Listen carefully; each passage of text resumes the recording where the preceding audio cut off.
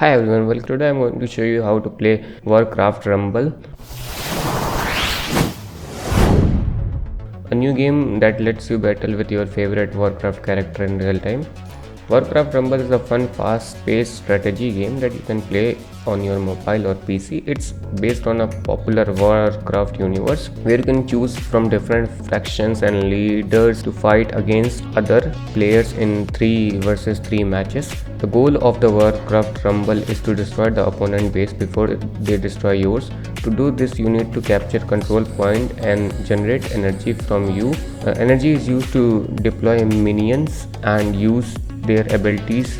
The more control points you have, the more energy you get. There are the 60 different types of minions to collect, each with their own ability and states. You can get minion by opening chests, compiling quests, or buying them with gold.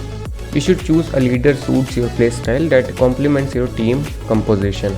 To capture control points, you need to move your minions towards them and press the capture button. You can also use the leader's ability wisely at the right time to turn the tide of the battle. Once you have captured the enough control point for your faction, you will be able to deploy more minions and use their ability. You should try to surround your opponent base with your minions and prevent them from escaping or counter-attacking. The match will end when one of the base destroyed or when the both team run out of energy. The winner will be determined by the number of control points they have.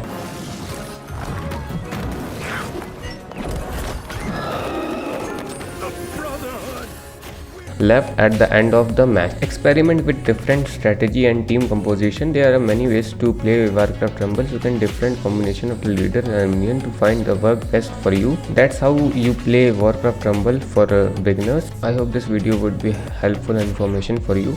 If you like it, please give a thumbs up and team. Like, share, subscribe to our channel, and if you have any query, comment down below, and you can also visit our websites for more queries.